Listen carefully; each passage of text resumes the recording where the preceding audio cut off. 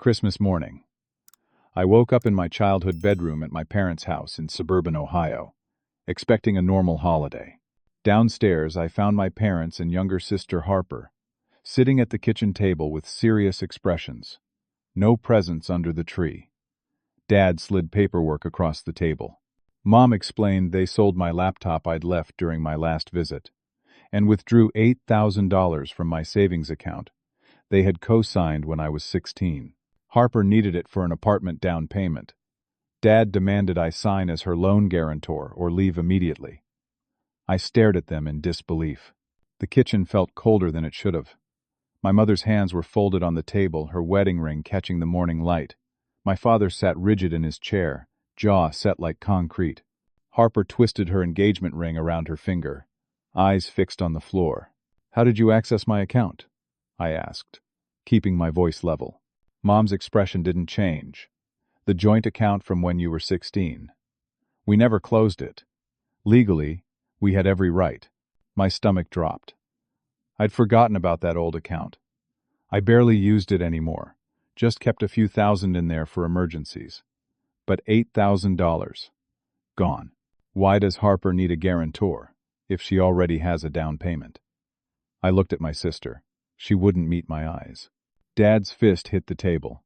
"Because Brett backed out of co-signing. That's why. Without a guarantor, she loses the apartment and her deposit by December 26th. That's tomorrow, Damon. Tomorrow." Brett. Harper's fiancé. I'd only met him twice. Seemed like a decent guy. Worked in finance. Had his life together. Why would he back out? "What about your job, Harper?" I asked. Silence. Mom cleared her throat. "Harper left her marketing position 6 months ago. She's been planning the wedding full-time. It's a lot of work. You wouldn't understand. 6 months. No income for 6 months. And now she needed me to guarantee a lease she couldn't afford on her own." "This is what families do," Dad said, his voice rising. "We sacrifice for each other. We help each other. You've been on your own since you were 22, doing just fine. Harper needs support right now." I felt the familiar weight of it. The old pattern. Harper needs more. Harper needs help. Harper is sensitive. She needs special treatment. And Damon? Damon is fine. Damon is strong. Damon can handle it. I thought about my laptop. 3 years of freelance coding projects, client contracts, custom software worth over $30,000 in future income. Everything I'd been working on gone. They didn't know that. To them, it was just an old computer. "How much did you get for the laptop?" I asked. Mom shifted uncomfortably. $200. The pawn shop said it was outdated. $200. 3 years of work. I felt something crack inside my chest. "Dad, you're telling me to sign papers guaranteeing a lease for someone who has no job, or I have to leave your house?" "Our house," he corrected. "Our rules. You're 27 years old, Damon. It's time you learned what family loyalty means." Family loyalty. I'd been financially independent since 22. Paid my own college loans while they paid Harper's tuition. Bought my own car while they bought Harper a new SUV. Worked 2 jobs through school, while Harper got an allowance. Harper finally spoke, her voice small. "I'm sorry, Damon. I really am. But I need this apartment. The wedding's in June. I have to have somewhere to live."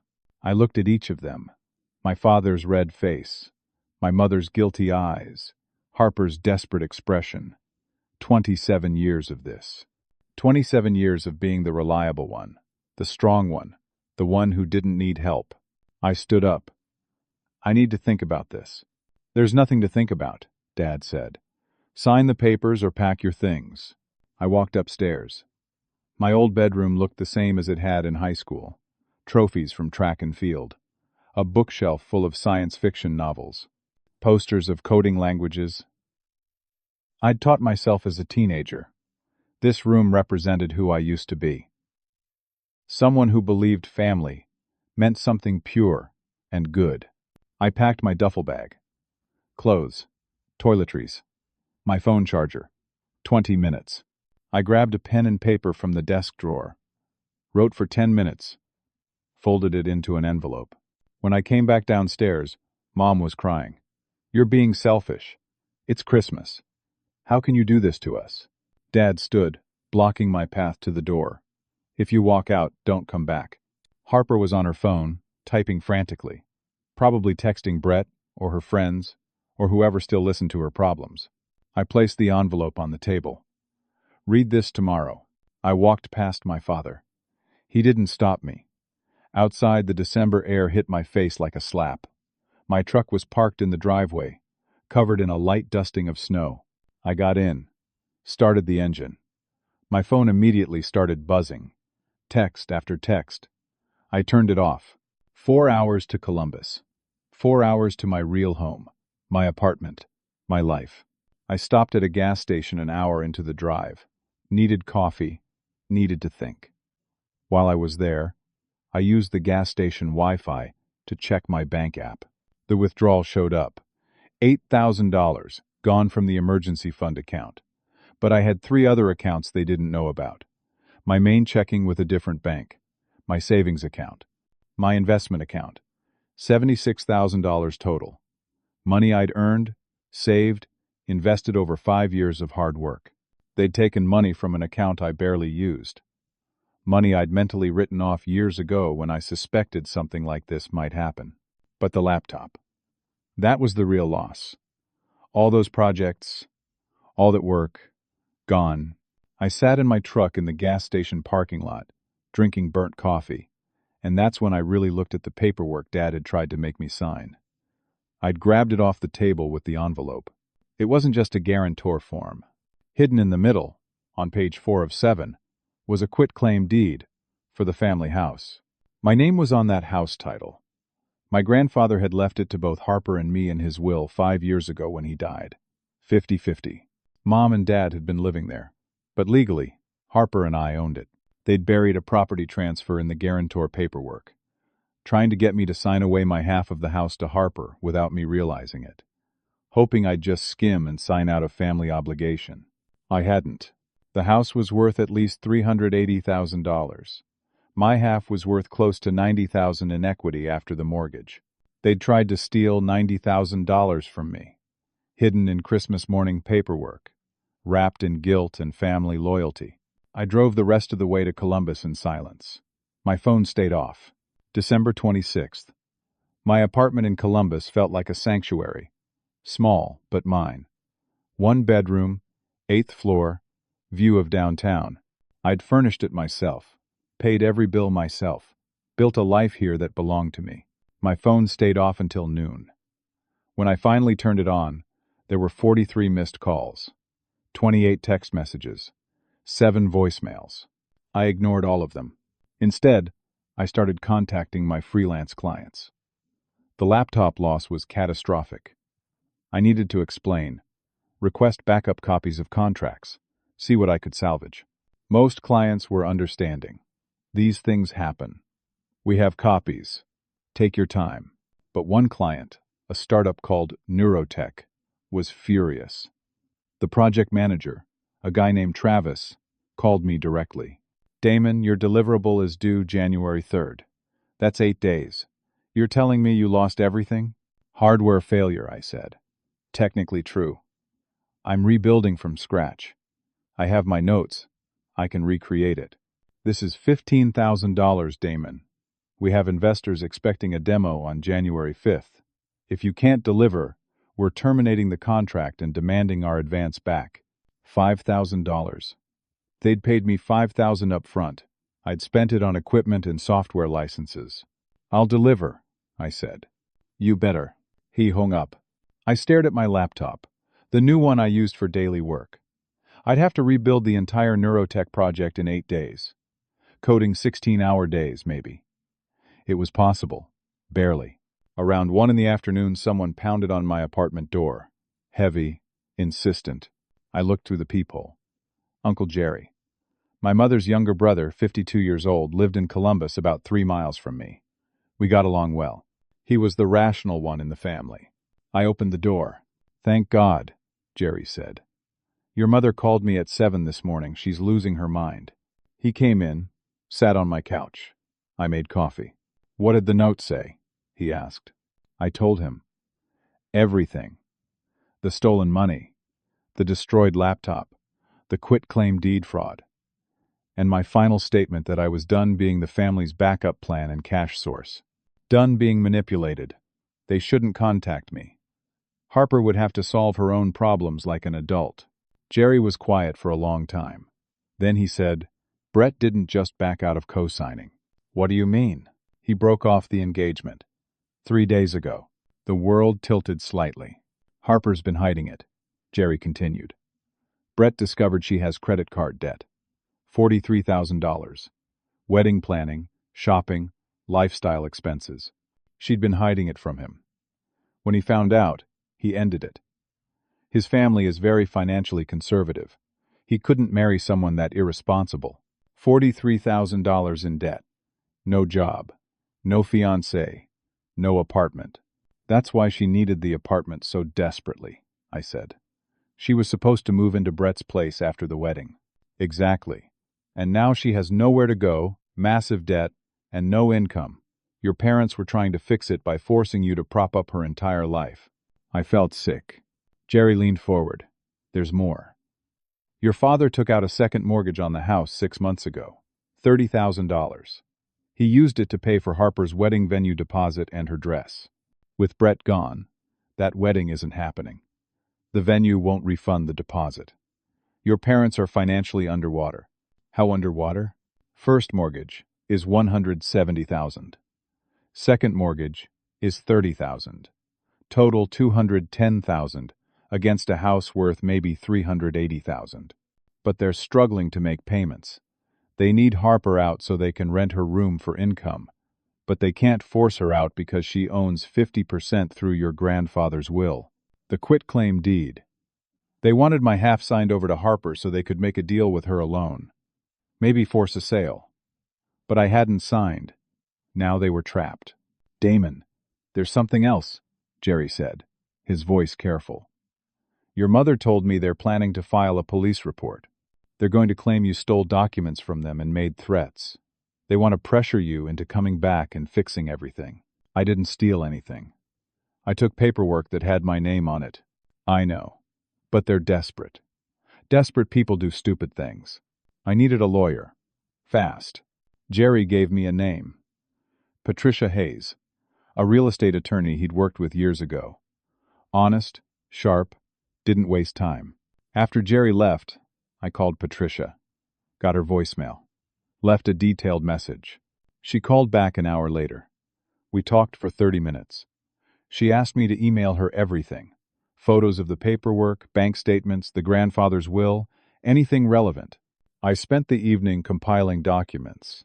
That night, I couldn't sleep. I kept thinking about Harper, 25 years old, $43,000 in debt, no job, no home, no fiancé, a wedding venue deposit gone forever. Part of me felt bad for her. Part of me wondered how someone could make such catastrophically bad decisions. But mostly, I felt angry. Angry that my parents enabled her into this disaster.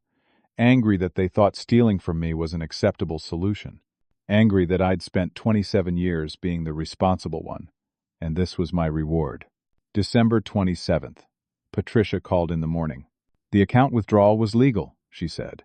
Joint account. Both names. They had access. The laptop is murky. Depends on where it was stored. If it was in their house, they might legally be able to sell it. If you can prove it was yours and valuable, maybe you have a case, but it would be expensive to pursue. What about the quitclaim deed? I asked. That's fraud if they deliberately tried to conceal what you were signing. Burying a property transfer and lease guarantor paperwork? That's deceptive practice. You could report it, but it's hard to prove intent. So I have no recourse. I didn't say that. You own 50% of a house worth $380,000. Current mortgage total is $210,000. Your equity is roughly $85,000. You can force a partition sale. What's that? If co-owners can't agree on property use, the court can order the property sold, and the proceeds divided according to ownership. It takes months, costs money, but it's your nuclear option. You could force them to sell the house. That would destroy them. They'd walk away with almost nothing after paying off both mortgages. Maybe $20,000 to $30,000 each. Not enough to buy anything else. They'd have to rent. Think about it, Patricia said. But don't wait too long. If they're filing false police reports, we need to be proactive. The police report happened that afternoon. An officer from their jurisdiction called me, said my parents claimed I'd stolen important documents and made threatening statements before leaving their home on Christmas. I explained calmly. Gave the officer Patricia's contact information. Told him I'd taken paperwork with my own name on it, and made no threats. I'd simply left after my parents tried to coerce me into signing legal documents. The officer sounded skeptical of their story, but said he had to file the report. He advised me to keep all documentation and consider getting a restraining order if they continued harassing me. A restraining order. Against my own parents. That evening my phone rang. Unknown number. I almost didn't answer. Damon? Harper's voice, thick with tears. Please don't hang up. How did you get this number? Courtney's phone. Please, just listen. I waited. They kicked me out. Mom and Dad. They said I had 3 hours to pack my things and leave. I'm staying at Courtney's apartment, sleeping on her couch. The apartment deal fell through. I couldn't get a guarantor by the deadline. I lost my $2,000 deposit. Brett won't answer my calls. My credit cards are maxed. I have $400 to my name. Part of me wanted to feel sympathy. The other part remembered Christmas morning. Why did you go along with it? I asked. Stealing my money. Selling my laptop. She was crying harder now. I was desperate. I thought you'd forgive us like you always do. I didn't know about the quitclaim thing, I swear. Dad handled all the paperwork. I just knew I needed help. Where have you been working? Silence. Harper, where have you been working? I haven't. Not for 6 months. I've been living off credit cards and Mom and Dad's money. Planning the wedding. It was supposed to be perfect. Everything was supposed to work out.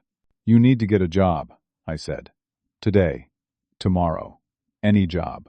File for bankruptcy if you need to. Rebuild your life. But I can't help you. I'm not your safety net anymore. You're my brother. You're supposed to help family. I'm supposed to let you steal from me? Let Mom and Dad commit fraud? Where does it end, Harper? When do you take responsibility for your own life? She screamed. Actually screamed. You're selfish. You're destroying this family. We needed you and you just left. Brett was right about you.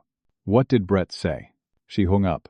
I sat there, phone in my hand, feeling hollow. What had Brett said about me? Harper made it sound like they'd talked about me. But I'd only met Brett twice. Brief conversations, nothing substantial. 2 days later, on December 29th, building security called me from the lobby. Mr. Damon, there's a woman here. Says she's your mother. She's refusing to leave until you talk to her. I considered ignoring it. But security said they'd call the police if the situation wasn't resolved. I didn't want that. I went down.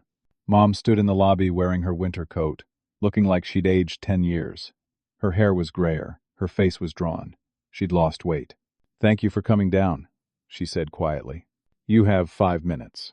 We sat in the lobby chairs. A few residents walked by, curious. Your father is having chest pains, she said. Stress. The doctor says his blood pressure is dangerously high. Harper might be suicidal. She's been posting scary things online. The family is falling apart, Damon, and it's your fault. My fault? You abandoned us. During a crisis. At Christmas. Your sister needed help, and you just walked away. Where's my $8,000? She looked down. Gone. We spent it on Harper's apartment deposit. She forfeited it when she couldn't get a guarantor. And my laptop? Sold to a pawn shop. $200. I can't get it back. So, you stole $8,000 and 3 years of my work. You tried to trick me into signing away my property rights. And now you're here telling me I'm the problem? Her eyes filled with tears. We were desperate. Then you should have asked for help honestly. Instead, you tried to manipulate me. You tried to commit fraud. And now you're playing victim. I stood up. Patricia Hayes is my attorney. She's filing paperwork next week for a partition sale unless you want to negotiate. The house will be sold. You'll get your share after the mortgages are paid off. Start planning. Her face went white. You can't. That house is our home. We'll have nothing. You should have thought of that on Christmas morning. Damon, please. There's something you need to know. I waited. She took a shaky breath. Your father lost his job. 3 months ago. He was downsized. He's 59 years old. He's been pretending to go to work every day, but there's no income. We're behind on both mortgages. Without your help, or without Harper moving out so we can rent her room, we'll lose the house to foreclosure in 6 months anyway. Everything clicked into place. The desperation, the Christmas scheme. They were drowning financially, trying to solve multiple crises at once. Get Harper an apartment, clear her room for rental income, consolidate property ownership so they could refinance or sell. And I was the collateral damage they thought they could manipulate because I'd always been the responsible one. I'll think about it, I said. I wouldn't, but I wanted her to leave. She stood, touched my arm. Please. We're your family. I walked back to the elevator without responding. The first week of January felt like living in a war zone. Every day brought new attacks, new complications, new reasons to question whether I'd made the right choice leaving that Christmas morning. Patricia filed the preliminary paperwork for the partition sale on January 2nd. It wasn't the final filing, just the notification of intent. A legal warning shot. She explained that we were giving my parents a chance to negotiate before making it official. Once we file the actual petition, it's public record, she said. Expensive, messy, better if they come to the table voluntarily. My parents didn't come to the table. Instead, they escalated. January 3rd, the police called again. My parents had filed a second report, this time claiming I'd made threatening phone calls. Completely false. I hadn't called them once. The officer sounded annoyed, said the reports were starting to look like harassment on their end, and advised me to document everything. That same day, Neurotech's project manager Travis called. I'd been working 18-hour days trying to rebuild the lost project. I was close, maybe 80% done, but not finished. Damon, it's January 3rd. Where's the deliverable? I need 2 more days. I'm almost there. The demo is January 5th. We needed time to test your code. This is unacceptable. Travis, I explained the situation. Hardware failure. I'm rebuilding as fast as I can. We're terminating the contract. We want our $5,000 advance refunded by end of business Friday, or we're taking legal action. He hung up. $5,000. I didn't have liquid. It was tied up in equipment I couldn't return. I'd have to pull it from savings, which would hurt but wouldn't destroy me. What hurt more was losing the remaining $10,000 I would have earned, and losing Neurotech as a reference. I called Patricia. Can they do this? She reviewed my contract. Depends on the delivery clause. It says you'll deliver by January 3rd. It's January 3rd. Technically, you haven't breached yet. But if you don't deliver today, they have grounds to terminate and demand a refund. I need 2 days. Then you're in breach. They can terminate. Sorry, Damon. I worked until 3 in the morning, got the project to 90%. Sent it to Travis with an explanation that the final 10% would be done by January 5th. He didn't respond. January 4th, I got a call from Brett, Harper's ex-fiancé. We need to talk, he said. About what? I have information you need. Can we meet? I'll drive to Columbus. I was exhausted, stressed, barely holding my life together. But curiosity won.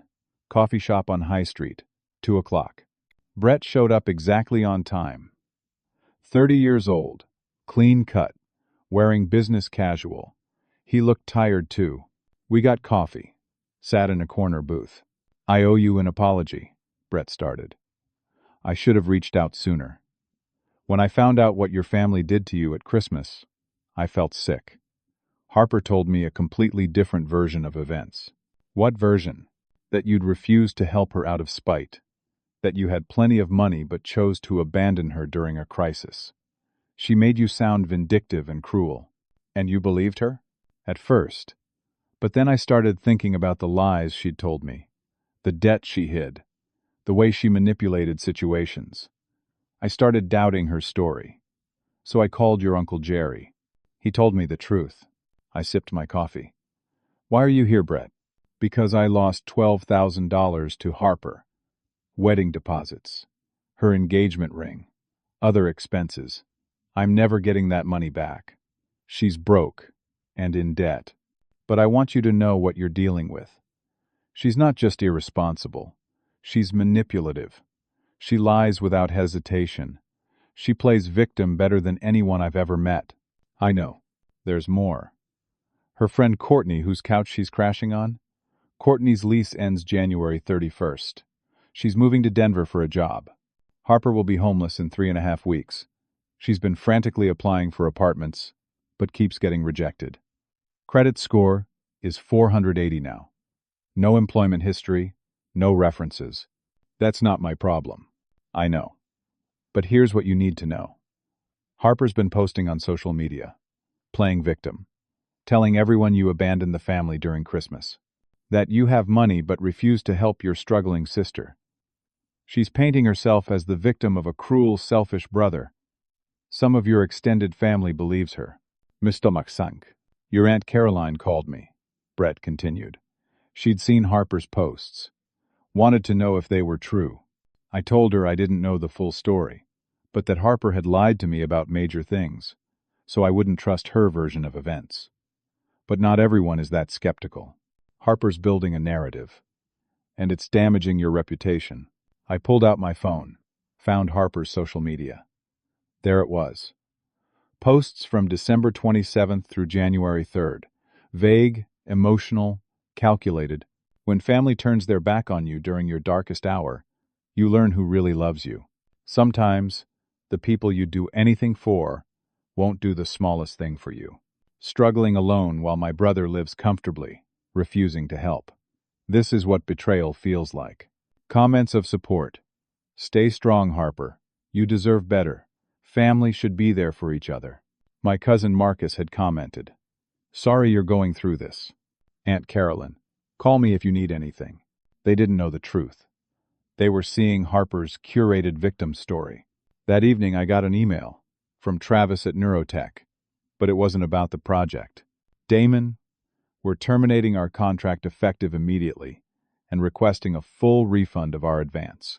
We've been made aware through industry connections that you're currently dealing with family legal issues and personal instability. We can't risk our project on someone unreliable. Please remit $5,000 by January 10th, or we'll pursue legal action. Family legal issues and personal instability. Someone had been talking about me in professional circles. Someone had been spreading information about my situation. I called Brett. Who knows about my family situation besides you, Uncle Jerry, and my immediate family? Harper told several of her friends. Jessica, Courtney, a few others. Does Jessica work in marketing? Connected to tech industry? Yes. She works at a digital marketing agency. Has lots of tech connections. There it was. Harper vented to Jessica. Jessica gossiped to others. It reached someone who knew Neurotech. Now my professional reputation was under attack. This wasn't just a family dispute anymore. This was threatening my livelihood. I could lose $50,000 or more in contracts and referrals if this continued. I called Patricia. Can I swear for defamation? Hard to prove. Unless you can show specific false statements that caused measurable financial harm. And even then, it's expensive and time-consuming. Better to control the narrative yourself. How? Tell the truth. To the people who matter. Don't let Harper's lies go unchallenged. I spent that night awake, thinking. I'd been passive, trying to just move on. But staying silent was letting Harper's lies win. I needed to fight back. Strategically. Carefully. But fight back. January 7th. I made a decision. No more silence. No more letting Harper control the narrative. If she wanted to make this public, I'd give everyone the full truth. I drafted an email, sent it to Uncle Jerry first, asking for his opinion. I'm calling a family meeting. Everyone who wants to know the truth about what happened Christmas morning can attend. I'll present documentation, witnesses, and let them decide who to believe. Can I host it at your house? Jerry called me immediately. Are you sure about this? It could get ugly. It's already ugly. Harper's lies are costing me professionally. I need to set the record straight. Okay. Sunday, January 12th. 2 o'clock. My house. I'll provide the space, but this is your show. I sent invitations to everyone. Aunt Caroline, Cousin Marcus, my other cousins, aunts, uncles. Anyone in the extended family who'd seen Harper's social media posts or heard her version of events. I didn't invite my parents or Harper, but I knew word would get to them. I prepared like I was presenting a business case. Printed bank statements showing the withdrawal. Made copies of the quitclaim deed paperwork showing the hidden property transfer. Printed the note I'd left Christmas morning, which I'd photographed before leaving. Compiled Uncle Jerry's testimony about my parents' financial situation and my father's job loss. And I reached out to Brett. Would you be willing to attend and tell your side of the story? About Harper's debt, the lies, the broken engagement? Yes, he said immediately. I'll be there.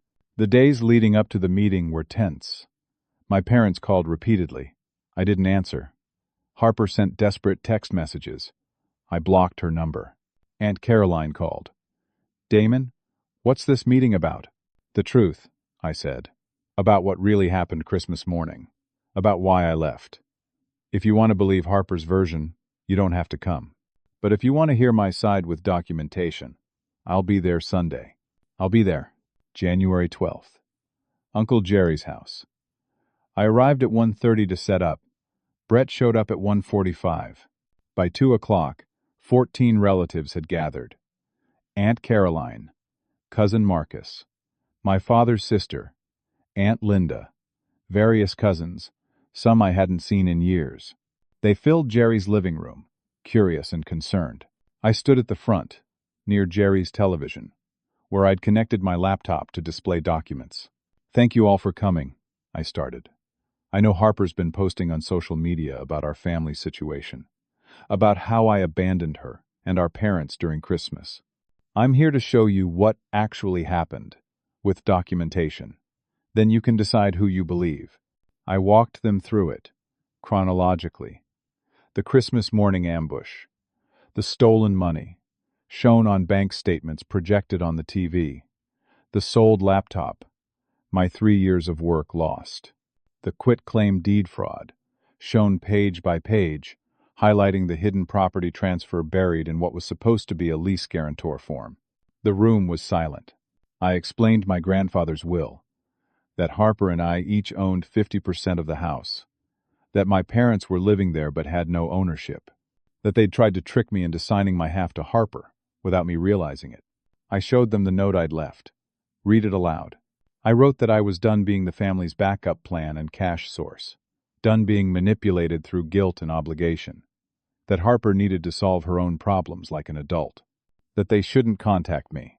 Then Uncle Jerry spoke, confirmed my parents' financial situation, the second mortgage, my father's job loss, their desperation. Then Brett spoke, told them about Harper's $43,000 debt, the lies she'd told him, the broken engagement 3 days before Christmas, the reason Harper was desperate for an apartment, because she'd been planning to move into his place after the wedding. The room erupted in murmurs. People looked shocked. Aunt Caroline was crying. Cousin Marcus looked stunned. Aunt Linda sat with her mouth open. The door opened. Harper walked in. Everyone turned. She stood in the doorway, wearing jeans and an oversized sweatshirt, hair unwashed, looking thin and exhausted. Who told you about this meeting? I asked. Marcus's girlfriend, she said quietly, walking into the room. She thought I should have a chance to defend myself. Brett stiffened. Several relatives looked uncomfortable. Harper looked around at everyone. I know how this looks, but Damon's making me sound like a monster. Yes, I made mistakes. Yes, I have debt. Yes, the engagement ended. But I was desperate. I needed help. And Damon has money. He could have helped me easily. Instead, he walked away. He left our family in crisis on Christmas morning. What kind of person does that? The kind who's tired of being stolen from, I said.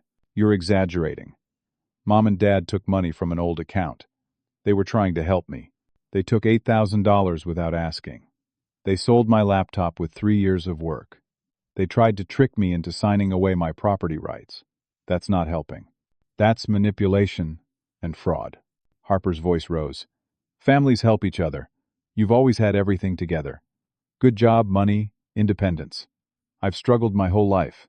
I needed support, and you just abandoned me. Aunt Caroline stood up. Harper, did you know about the quitclaim deed? Harper hesitated, just for a second, but everyone saw it.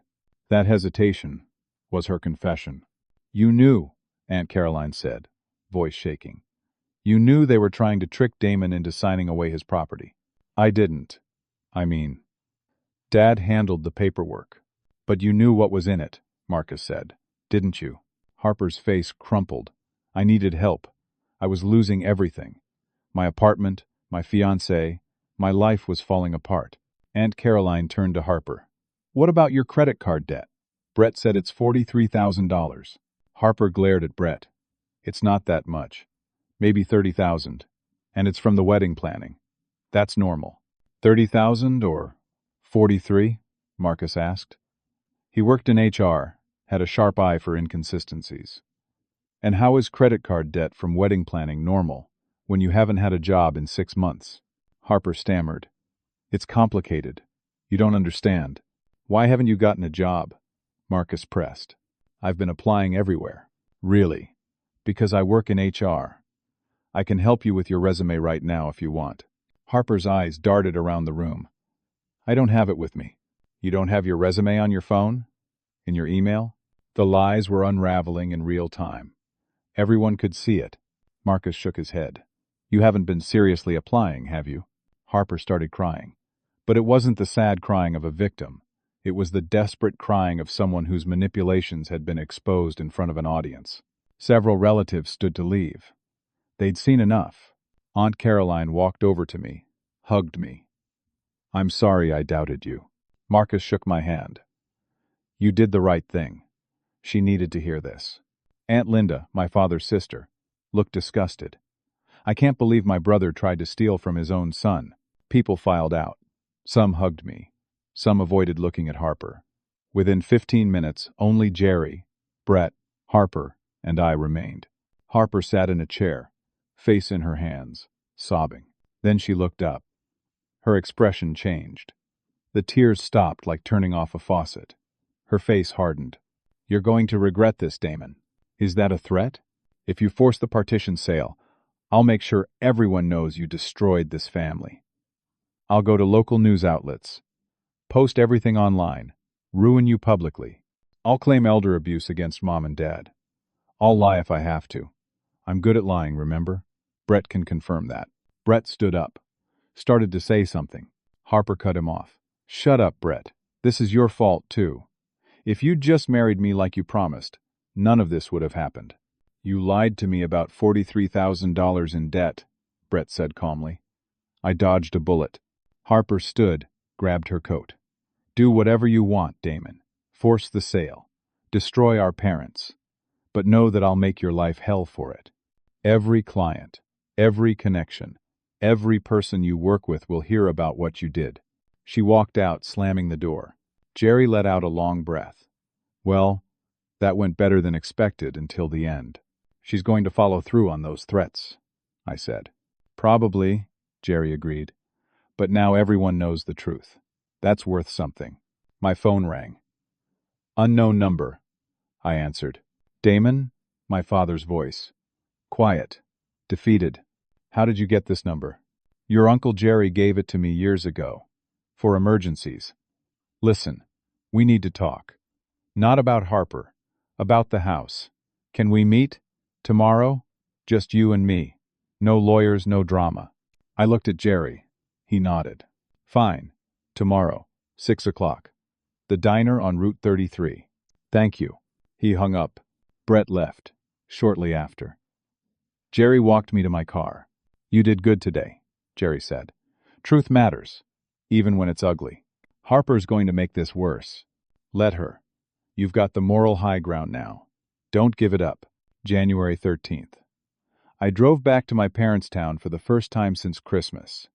The diner on Route 33 was a local institution. Red vinyl booths, checkered floors, waitresses who'd worked there for 30 years. My father sat in a corner booth, wearing a flannel shirt and jeans. He'd lost weight. His face was gray. He looked like a man carrying the weight of his failures. I slid into the booth across from him. "Thanks for coming," he said. "You have 1 hour." He ordered coffee. I ordered nothing. "I'm not going to ask you to forgive me," he started. "I don't deserve it. What we did on Christmas was wrong. The money, the laptop, the paperwork, all of it. Your mother and I were desperate, and we made terrible choices." I waited. I lost my job 3 months ago. 59 years old. They replaced me with 2 younger employees at half my salary. I've been pretending to go to work every day, sitting in the library, driving around, too ashamed to tell anyone. "Why didn't you just ask for help?" He looked down at his coffee. Pride. Shame. I built a life, a career, a family. I was supposed to provide. Admitting I'd failed felt impossible. And then Harper's situation exploded. The engagement, the debt, the apartment. Everything hit at once. Your mother and I panicked. We thought we could fix it by forcing you to help. By stealing from me. Yes, by stealing from you. And I'm sorry. The apology felt hollow. But I didn't sense he was manipulating me. He just seemed broken. "Why are you here?" I asked. "To negotiate. Patricia told you about the partition sale. If that happens, we lose everything. The house gets sold, we pay off the mortgages. We walk away with maybe $30,000. Not enough to buy anything. We'd have to rent. At our age. That's terrifying. You should have thought about that before committing fraud." "I know. But I'm asking for mercy. Not forgiveness. Mercy. Give me 6 months. Let me find a job. Any job. Let me catch up on the mortgage payments. Then we'll sell the house voluntarily. Split the proceeds fairly. You get your equity. We get ours. Harper gets nothing extra. She's on her own. I considered it. Why should I believe you? Because I have nothing left to lose. If you force the partition sale, it happens anyway. But this way, it's controlled. Cleaner. Better for everyone. Except it cost me 6 months. Yes. I'm asking you to wait 6 months. In return, I'll give you complete financial transparency. Monthly updates on mortgage payments, job search, everything. You'll know exactly where we stand. And Harper? Harper's made her choices. Your mother and I enabled her into this mess. We're done. She needs to figure out her life without us propping her up. I thought about it. 6 months. Patricia had said the partition sale would take months anyway. Court proceedings, evaluations, the actual sale. It wouldn't be quick. So really, this wasn't costing me much time. But there was one thing I needed. I want my $8,000 back. Either from the house sale or before. That's non-negotiable. Agreed. And I want Harper to publicly admit she lied on social media. Post a full retraction and apology. Otherwise, no deal. His face fell. I can't control what Harper does. Then we have no deal. I'll file the partition sale this week. He pulled out his phone. Called Harper right there. Put it on speaker. "Harper, it's Dad." "What?" Her voice was sharp. "You need to post a public apology online. Admit you lied about Damon. Retract everything you said. Or we're losing the house." Silence. "Harper, did you hear me? I'm not apologizing to him. Then we lose the house. You, me, your mother, all of us homeless. Is your pride worth that? More silence. Fine. I'll post something. But I hate him for this. That's your choice." She hung up. My father looked at me. "She'll post it today. If she doesn't, I file tomorrow." We shook hands. It felt strange. Formal. The relationship between father and son reduced to a business transaction. That evening, Harper posted on social media. I saw it around 8 o'clock. I need to be honest about something. The posts I've made about my brother Damon were not the full truth. I was angry and hurt, and I painted him as the villain when the reality is much more complicated. Damon didn't abandon our family. He set a boundary after I made serious mistakes with my finances and my life choices. I have $43,000 in credit card debt from irresponsible spending. My engagement ended because of my dishonesty. My parents were trying to help me, but they went about it the wrong way, and Damon was caught in the middle. I lied in my earlier posts to make myself look like a victim. I'm sorry. I'm trying to take responsibility for my life now. Please don't judge my brother for what I claimed he did. The truth is, he's been more responsible than any of us, and I've been the problem. The post had over 100 comments within an hour. Most were supportive. Proud of you for being honest, Harper. This takes real courage. Good luck getting back on your feet. But some people offered more than words. A friend named Rachel commented that her company was hiring for an entry-level marketing position. Another friend, Devin, said Harper could crash at his place temporarily while she got on her feet. Harper's public humiliation was becoming, unexpectedly, a moment of potential redemption. People respected the honesty. They wanted to help someone who was finally taking accountability. I felt something shift. Maybe forcing Harper into a corner was exactly what she needed. Maybe hitting rock bottom was the only way she'd ever build a real foundation. 2 days later, my mother called. Damon, can we talk? Just for an hour? About what? I want to apologize. Really apologize. Not make excuses. We met for lunch at a cafe in Columbus. She'd driven over an hour to see me. She looked different. Older, yes, but also somehow lighter. Like a burden had been lifted. I've been thinking a lot, she said. About you. About Harper. About how we raised you two differently. I listened. We failed you. Not because we didn't love you, but because we loved you wrong. We saw how strong and capable you were, and we took it for granted. We put all our energy into Harper because she struggled more. We thought that's what good parents did. Support the child who needs more help, and ignore the child who didn't? We didn't ignore you. We expected you to be fine. And you were. You always were. So we kept expecting more. And when Harper fell apart, we expected you to catch her. Like you always had. Like you always would. I'm not her safety net. I know that now. I didn't then. She reached into her purse, pulled out an envelope. This is for you. Inside was a check for $2,000. It's all I have in my personal account. I know it doesn't cover the $8,000, but it's a start. I got a part-time job at the grocery store. 15 hours a week. I'll pay you $200 a month until the debt is cleared. I stared at the check. $2,000. From a woman who probably had no money to spare. You didn't have to do this. Yes, I did. Taking responsibility isn't just words. It's action. We talked for another hour. She told me about the therapy she and my father had started, about the financial counseling they were getting, about Harper's slow progress toward stability. Then she told me something I'd never known. Your grandfather, before he died, told me something about you. He said you reminded him of himself. Self-reliant, strong, resilient. He worried that your independence meant you didn't get the attention you deserved. He said we needed to make sure you knew you mattered just as much as Harper. That your strength didn't mean you didn't need support. My throat tightened. I didn't listen, she continued. I thought he was being sentimental. But he was right, and he made sure to protect you. That's why he put your name on the house title, equal to Harper's. He knew we'd favor her. He made sure you'd get your fair share, no matter what we did. My grandfather, he'd seen the pattern.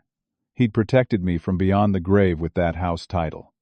That's why the Christmas scheme failed. That's why I had leverage. He'd known. He loved you so much, my mother said, crying now. And I'm sorry it took all of this for me to see what he saw. We left the cafe an hour later. She hugged me. For the first time in years, it felt genuine. Late January. My life started to stabilize. The rebuilt neurotech project, which I'd finally completed by working insane hours, ended up impressing another company who'd heard about my work. They offered me a $22,000 contract for a 6-month project, better than the original neurotech deal. The professional reputation damage from Harper's lies seemed to be reversing. The public apology helped. People in my network reached out, said they respected how I'd handled the family situation with dignity. My father found a job, warehouse logistics. Not glamorous, but $42,000 a year with benefits. He started in early February. The first mortgage payment got caught up. Harper got the entry-level marketing job her friend Rachel mentioned. $28,000 a year. She moved into Devon's spare bedroom, paying $600 a month in rent. She filed for bankruptcy in February, wiping out most of the credit card debt. Her lawyer said she'd be able to rebuild her credit in 2 to 3 years if she stayed disciplined. The therapy sessions my father promised happened. 3 sessions with all 3 of us, me and my parents. Awkward, painful, but necessary. We didn't resolve everything. Some wounds were too deep. But we established boundaries, expectations, a new framework for how we'd interact going forward. February brought an unexpected development. Brett reached out, said he was dating someone new. A woman named Angela, worked in finance like he did, had her life together. He said the whole experience with Harper taught him to watch for red flags early, to ask hard questions, to trust his instincts. "I'm glad I met you through all this," Brett said. "You showed me what integrity looks like under pressure." We stayed in occasional contact. Not close friends, but friendly. Connected by shared trauma, in a way. Uncle Jerry became a regular presence in my life. We'd get dinner once a week, talk about everything from family to work to sports. He said I'd done something important, something rare. I'd held a boundary without becoming cruel. I'd fought back without seeking revenge. "That's wisdom," he said. "Most people either collapse under family pressure or go scorched earth. You found a middle path." March arrived. The plan was crystallizing. The house would be listed for sale in July. Real estate agents had already done preliminary evaluations. $380,000 was realistic. After paying off both mortgages, the remaining equity would be split. Harper and I would each get roughly $85,000. My parents would get nothing, since they didn't legally own the property. But they'd have time to find a condo, something manageable. Harper was surprisingly calm about it. She'd accepted that she wouldn't get anything extra. Her bankruptcy had wiped her slate clean. She was starting over from zero, but it was a real zero, not a negative. On March 15th, I got a text from my father. 79 days sober from enabling. 1 day at a time. Therapy is hard but good. Thank you for forcing us to face truth. Love, Dad. Attached was a photo. Him and my mother at a park, smiling, looking lighter, healthier. They'd lost weight. They looked younger. I saved the photo. March 20th, Harper sent me a message. "Thank you for not caving. I hated you for months, but you were right. I needed to hit bottom. I'm not fixed, but I'm finally trying. I'm sorry for everything." I didn't respond immediately. I thought about it for 3 days. Then I replied, "I appreciate that. Keep going. Proud of you for trying." It wasn't full reconciliation, but it was something. A beginning. Aunt Caroline called me in late March. "I've been telling everyone about what you did, how you handled it. You've inspired people in the family to examine their own patterns." Marcus confronted his mother about enabling his younger brother. Linda talked to her daughter about financial responsibility. "You started something, Damon. Something good." I didn't feel heroic. I felt tired, relieved, but most, I felt free. The deadline pressures eased. The financial crisis stabilized. The professional damage reversed. The family relationships found a new, healthier equilibrium. But the real victory was internal. I'd learned that love without boundaries isn't love. It's enabling. My parents had loved Harper, but they'd destroyed her by never letting her face consequences. They'd loved me less overtly but trusted me more, which paradoxically made me stronger. I'd learned that walking away was sometimes the most powerful thing you could do. Staying and arguing would have trapped me in their dysfunction. Leaving forced everyone to confront reality. I'd learned that protecting yourself isn't selfish. For years, I'd absorbed my family's problems, thinking that was my duty. But martyrdom doesn't help anyone. By protecting my boundaries, my finances, and my future, I'd created space for everyone to grow. I'd learned that people who wrong you aren't always pure villains. My parents weren't evil. They were desperate and broken. Harper wasn't a monster. She was immature and enabled. Understanding this didn't mean accepting abuse, but it allowed for measured responses instead of pure revenge. And I'd learned that my grandfather's wisdom had been prophetic. Self-reliance and preparation create options. The house title gave me leverage. My separate bank accounts protected me. My career skills gave me income security. These practical advantages made my boundaries enforceable. One evening in early April, I was at a coffee shop in Columbus, working on a coding project. My phone buzzed. Text from my father. A photo of him and my mother at a park, smiling. 79 days sober from enabling. One day at a time. Therapy is hard but good. Thank you for forcing us to face truth. Love, Dad. I smiled. Saved the photo. I thought about my grandfather. Wished I could tell him how that house title changed everything. How his foresight protected me. How his wisdom proved true. I imagined he'd just nod, smile, say something like, "I knew you'd figure it out, kid." I returned to my work. I was building something new. Not just software. A life free from manipulation and guilt.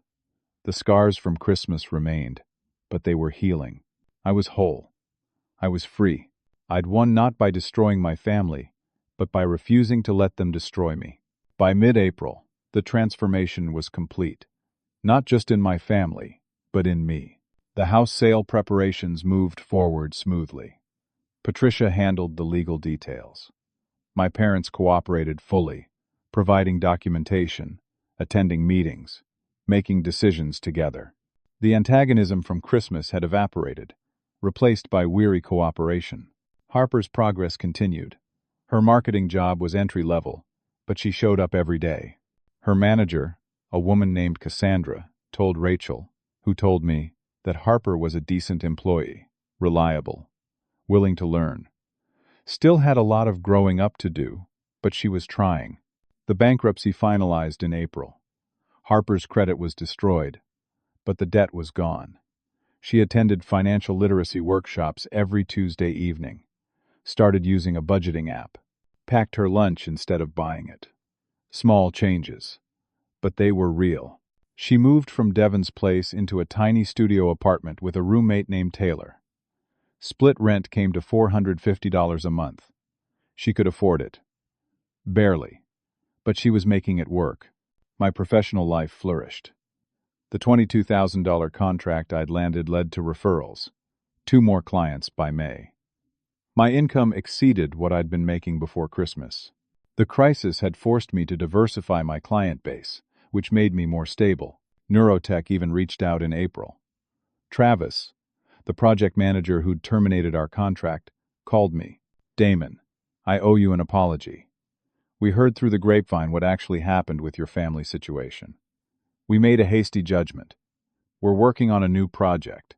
$25,000 contract. Over 8 months. Interested?" I was. We signed the contract in early May.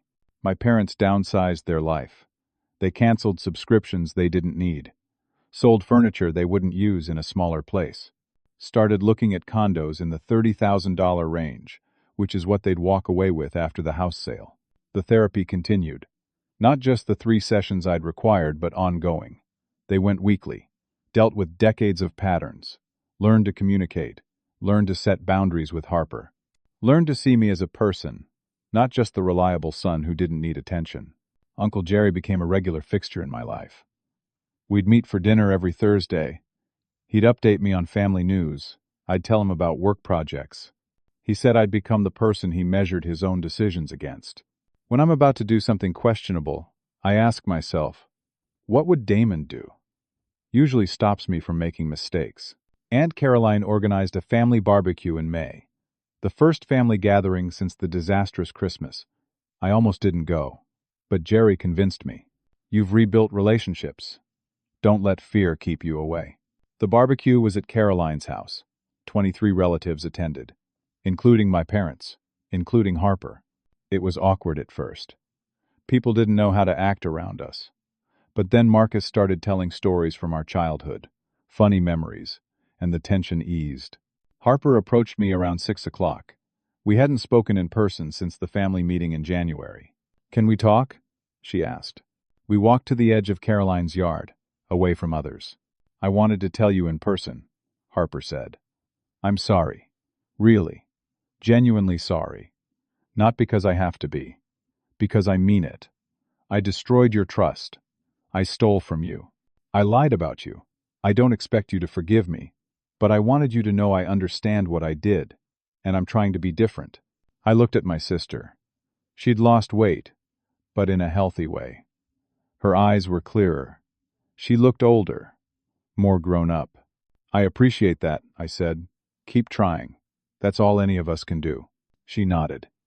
We didn't hug, but we shook hands. It was enough. My father pulled me aside later. "I got a promotion. Assistant supervisor at the warehouse. 48,000 a year. I can pay you back faster now." "Good. Damon, I know I'll never fully make this right, but I want you to know, you saved us. Not by giving in, by refusing to. You forced us to change. That's a gift, even though it didn't feel like one at the time." I didn't know what to say to that, so I just nodded. My mother hugged me before I left. "Come by for dinner sometime?" "Not at the house. It'll be sold soon. But somewhere. I want to cook for you. Not to make up for anything. Just because I want to spend time with my son." "I'll think about it. That's all I can ask." June arrived. The house officially listed for sale.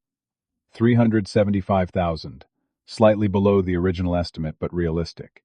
It sold in 2 weeks. A young family, 2 kids, excited about the neighborhood. Closing happened in July. The proceeds split according to the legal agreements. Harper and I each received $87,000 after all fees and commissions. My parents received their share of what remained after mortgages, $31,000. Harper put her money into a trust account managed by a financial advisor Jerry recommended. She couldn't touch the principal for 5 years. It would generate modest interest and be there when she was mature enough to handle it properly. I put mine into a mix of investments and savings, paid off some equipment loans, built my emergency fund back up. My parents used their money as a down payment on a small condo. 2 bedrooms, manageable mortgage, closer to my father's work. They moved in August, sold or donated most of their possessions. Downsizing forced them to confront what really mattered. August 15th. I got a call from Harper. "I wanted you to hear it from me first. I'm dating someone. His name is Anthony. He's a teacher. We met at a community event. He knows everything. The debt, the bankruptcy, the whole story. I was honest from the start. He said he respects that I'm rebuilding. We're taking it slow." "Good, I'm happy for you." "Really?" "Really. You deserve a fresh start." She was quiet for a moment. "Brett reached out to me last week. He's engaged. To Angela. He wanted to tell me before I saw it on social media. Said he hopes I'm doing well." That was kind of him. It was. I'm happy for him, too. He deserves someone honest. We talked for another 10 minutes. About her job, her apartment, her progress. It felt almost normal, like siblings who actually got along. September brought a realization. I'd been living in survival mode for 9 months, since Christmas. Always waiting for the next crisis, the next attack, the next problem. But there were no more crises, no more attacks, no more problems. Just life. Normal, boring, stable life. I started exercising again. Joined a gym. Made friends with people who knew nothing about my family drama. Started dating someone I met through work, a designer named Samantha. We took things slow. October marked 10 months since Christmas morning. 10 months since I'd walked out of my parents' house with a duffel bag and an envelope. I was sitting in my apartment, working on a project, when I realized something profound. I'd won. Not by destroying my family. Not by seeking revenge. Not by cutting everyone off forever. I'd won by holding a boundary. By refusing to be manipulated. By protecting myself while still allowing space for others to change. My parents were in therapy, working on their marriage, learning to communicate. My father had stable employment. My mother was finding her own identity outside of enabling Harper. Harper was employed, housed, slowly building financial literacy and emotional maturity. She'd faced real consequences and survived them. She was becoming an actual adult. I'd rebuilt my career, diversified my income, strengthened my professional network. The crisis had made me more resilient, more careful, more strategic. And the relationships, while changed, were healing. Not the same as before, better. Built on truth instead of obligation, on respect instead of guilt. I thought about the lessons I'd learned. First, love without boundaries isn't love. It's enabling. My parents had loved Harper by never letting her fail. They'd destroyed her potential by always catching her. Real love sometimes means letting someone fall, so they learn to stand on their own. Second, walking away is sometimes the most powerful choice. I didn't argue on Christmas morning. I didn't fight. I just left. That action, that boundary, forced everyone to confront reality. It was the catalyst for every positive change that followed. Third, protecting yourself isn't selfish. For years, I'd thought being the strong one meant absorbing everyone else's problems. But martyrdom helps no one. By protecting my finances, my career, my mental health, I'd created space for everyone to grow. You can't save people who are drowning if you're drowning too. Fourth, people who hurt you aren't always villains. My parents were desperate. Harper was immature. Understanding this didn't excuse their actions, but it allowed me to respond with measure instead of rage. I could hold them accountable without hating them. That balance saved our relationships. Fifth, practical preparation creates options. My grandfather's house title, my separate bank accounts, my career skills. These weren't just financial tools. They were leverage. They made my boundaries enforceable. Without them, I would have been powerless. Wisdom isn't just knowing the right thing to do. It's having the resources to do it. November arrived. Almost a full year since Christmas. I was planning to spend Thanksgiving with Uncle Jerry and his family. My parents invited me to their new condo. I said maybe for dessert. No promises. Harper sent me a photo. Her and Anthony at a pumpkin patch smiling. She looked happy. Actually happy. Not performatively happy for social media. My father's text check-ins continued. Every week, an update. He was 5 months into the warehouse supervisor role. Doing well. Mom's grocery store job had gone from part-time to nearly full-time. They were stable. The debt my parents owed me was being paid back. $200 a month from my mother, as promised. My father started adding $50 a month from his salary. At that rate, the full $8,000 would be repaid in about 3 years. I could afford to wait. One Saturday in mid-November, I was at the coffee shop again, working. A couple sat near me, arguing quietly.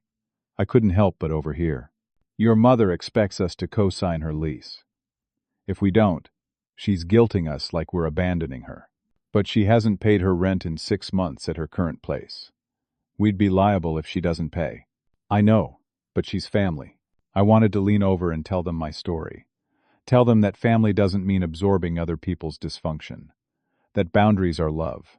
That sometimes the best thing you can do for someone is refuse to enable them. But I didn't. It wasn't my place. They'd figure it out, or they wouldn't. I went back to my work. That evening, my phone buzzed. Email from Samantha, the designer I'd been dating. She'd sent me a link to an article about family boundaries and adult development. This made me think of you. You lived this article. Proud of who you are. I read the article. It talked about differentiation, the process of becoming your own person separate from your family of origin, about how the healthiest families allow each member to be fully themselves while maintaining connection. That's what we'd achieved.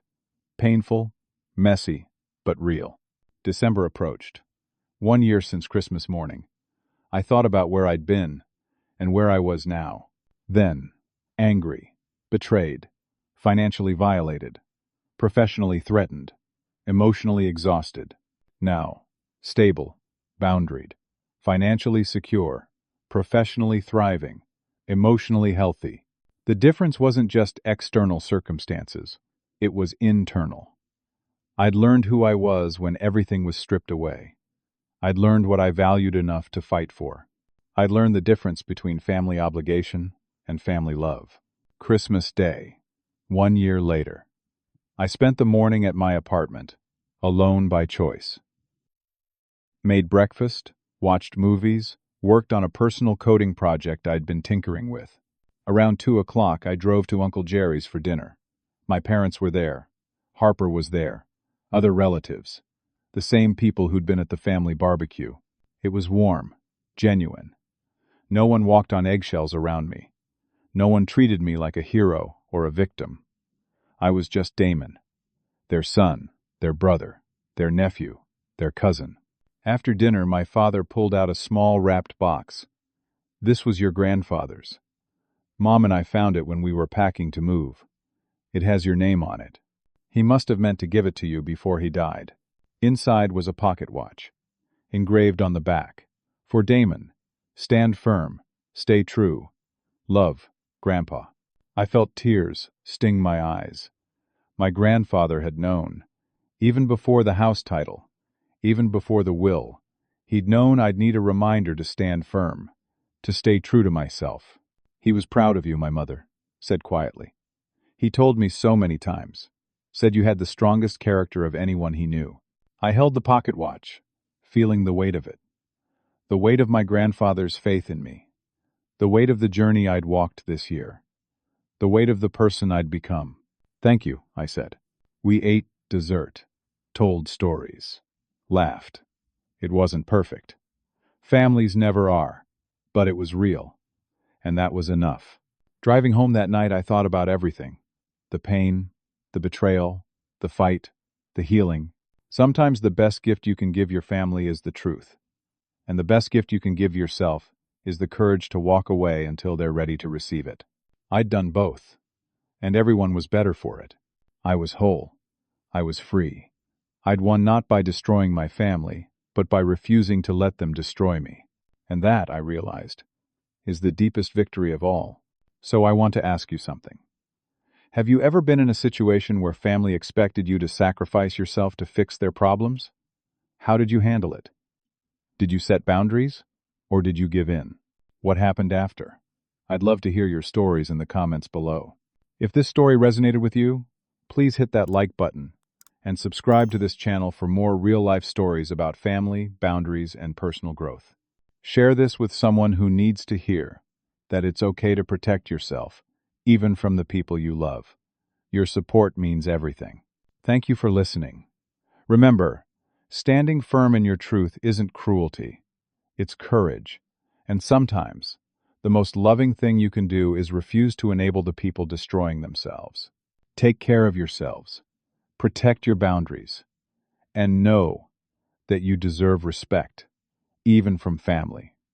Until next time.